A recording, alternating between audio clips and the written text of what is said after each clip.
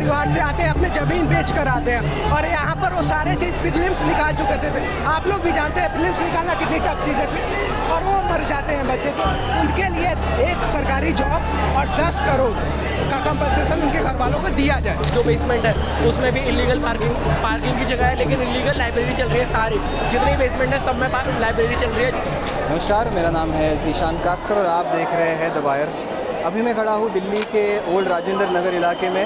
Pusa road इस इलाके को कहते हैं और यहाँ पर IAS, IPS, UPSC aspirants basically students हैं और इन स्टूडेंट्स ने यहाँ पर रोड जाम कर रखी है। जैसे कि आप देख सकते हैं यहाँ पर प्रोटेस्ट हो रही है कि जो राव IAS एकेडमी है जहाँ पर कल ही रात को 3 स्टूडेंट्स की मौत की खबर आई है, उसके बाद से ये यहाँ पर आक्रामकता है यहाँ के बच्चों में, यहाँ के स्टूडेंट्स में। हम यहाँ पे स्टूडेंट से बात करने की कोशिश करेंगे एग्जैक्टली हुआ क्या था, क्योंकि अभी तक स्पष्टता उस बात पर नहीं आई है। हालांकि कई वर्जन्स हमारे सामने आए हैं। तो एक तरीके से गैर कानूनी तरीके से यहाँ पे क्लासेस हो रही थी, बहुत सारी चीज़ों का उल्लंघन यहाँ पर हो रहा है। दिल्ली के एक तरीके से हल्की सी बारिश, मतलब मैं ये कहूँगा कि 1-2 घंटे की बारिश ने एक तरीके से इन बच्चों की जान ले ली है। कहीं से भी इसका जस्टिफिकेशन नहीं दिया सकता। आप पीछे हमारे सुन सकते, बहुत गुस्सा है। हम यहाँ पे कोशिश करेंगे कुछ बच्चों से, स्टूडेंट से बात करने की। मेरा नाम शुभम सोनी है सर।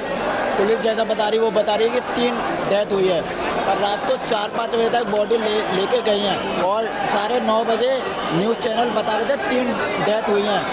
मैं 1 बजे मैंने खुद देखा 2 बॉडी ले जाते हुए, तो 5 तो हो गई हैं जो हमने देखा है।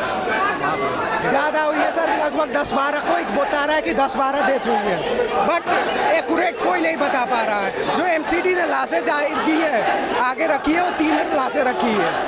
हाँ, उसके घर में उनके घर में एक जॉब दिया जाए और 10-10 करोड़ की कंपनसेशन दिया जाए। जो बच्चे फार्मर के परिवार से आते हैं, अपने ज़मीन बेच कर आते हैं और यहाँ पर वो सारे चीज़ प्रीलिम्स निकाल चुके थे। आप लोग भी जानते हैं प्रीलिम्स निकालना कितनी टफ चीज़ है और वो मर जाते हैं बच्चे। तो उनके लिए एक सरकारी जॉब और 10 करोड़ का कंपनसेशन उनके घर वालों को दिया जाए, यही हमारा मांग है। लेकिन यहाँ पर जो इतना मतलब ये कहते हैं कि जहाँ पे हमने अभी MCD के रूल्स देखे कि उस जगह पे सिर्फ पार्किंग अलाउ होनी चाहिए, वहाँ पे कैसे आप कह सकते हैं यहाँ पर कितने कोचिंग सेंटर, सब कोचिंग सेंटर में यही होता है सर। श्रीनगर से लेकर कोचिंग और यहाँ सर कोचिंग इंस्टीट्यूट में भी यही हो रहा है और बाकी जो रेसिडेंशियल एरिया है ना, उसकी पार्किंग जो बेसमेंट है उसमें भी इलीगल पार्किंग की जगह है, लेकिन इलीगल लाइब्रेरी चल रही है। सारी जितनी बेसमेंट है सब में लाइब्रेरी चल रही है, जिसका रेंट, जिसका सब्सक्रिप्शन पर मंथ एटलीस्ट 3000 होता है। अच्छा, और ये सब विदाउट इलीगल है, विदाउट लाइसेंस है, कोई सेफ्टी सिक्योरिटी नहीं है, कुछ नहीं, बस सिंपल चल रही है। नहीं है, कोई फ्री नहीं है, कुछ फ्री नहीं है और एवरीथिंग इज पेड है।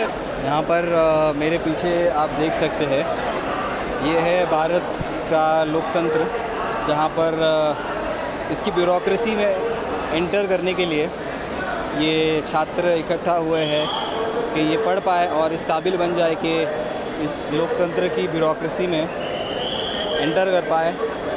और यहाँ पर वाटर कैनन लिए रैपिड एक्शन फोर्स के जवान तैनात है कि इन छात्रों पर पानी बरसाया जाए, क्योंकि उन्होंने पूसा रोड को जाम कर दिया। जिस तरीके से MCD के द्वारा अभी जो प्रेस रिलीजेस जारी की जा रही है, जिसमें बताया जा रहा है कि केवल इन बिल्डिंग्स को परमिशन दी जाती है कि केवल पार्किंग का स्पेस वहाँ पे हो सकता है या कोई स्टोरेज का सामान आप वहाँ पे रख सकते हो उस इलाके में। वहाँ पर यहाँ पर हमसे स्टूडेंट से बातचीत करके पता चला कि तमाम AI सेंटर्स में बेसमेंट में लाइब्रेरी चलती है और बाकायदा पेड लाइब्रेरी चलती है। इसमें फ़ीस ली जाती है, 3-3 हज़ार रुपये फ़ीस होती है सिर्फ इस लाइब्रेरी को एक्सेस करने की। यहाँ पे बहुत सारी प्रॉब्लम्स हैं। MCD द्वारा जो चेक्स रखने चाहिए थे, MCD अब कह तो रहा है कि ये इलीगल इन्होंने किया था जबकि इनको नोटिफाई किया गया था।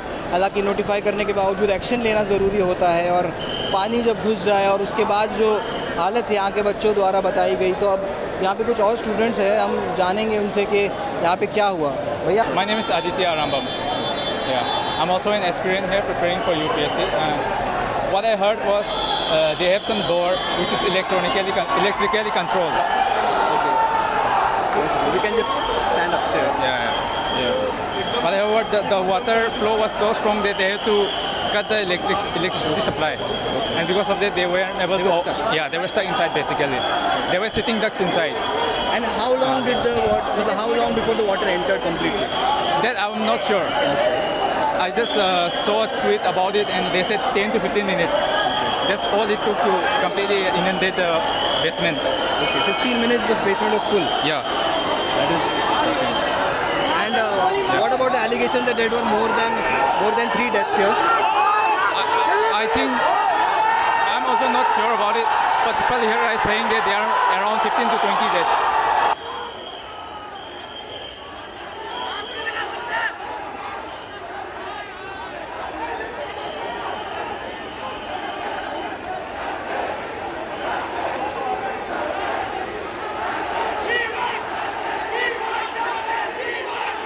तो अभी तक जो यहाँ पर हमें प्रोटेस्टर्स से जानकारी मिल रही थी, उस हिसाब से हमें ये पता लग रहा था कि कईयों का कहना था कि 3 से ज़्यादा स्टूडेंट्स की मौत हुई है, लेकिन जो एक स्टूडेंट इस हादसे में मरी है, उस फीमेल स्टूडेंट के सगे भाई से हमने जब बात की तब उनका कहना था कि उन्होंने खुद अपनी आंखों से देखा कि कोई एक्स्ट्रा बॉडी नहीं थी, 3 ही लोग इस हादसे में मरे हैं।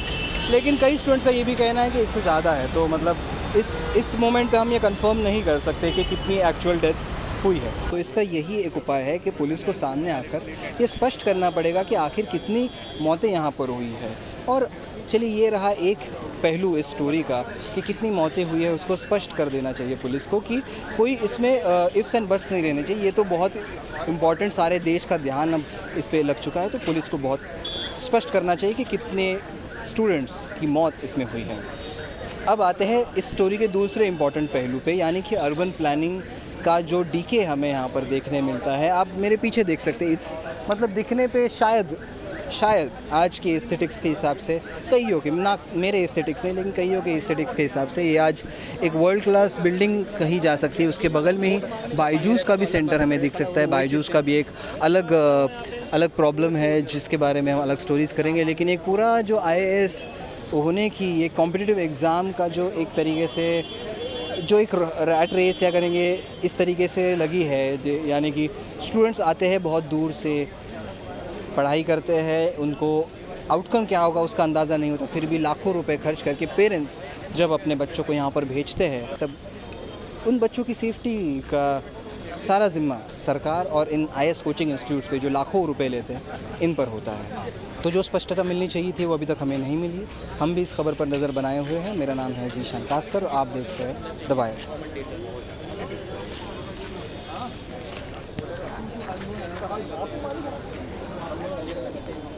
द वायर के और वीडियोस देखने के लिए सब्सक्राइब करें और बेल आइकन पर क्लिक करें। स्वतंत्र पत्रकारिता की आर्थिक मदद करने के लिए डिस्क्रिप्शन में दिए गए लिंक पर जाएं और अपनी राशि चुनें।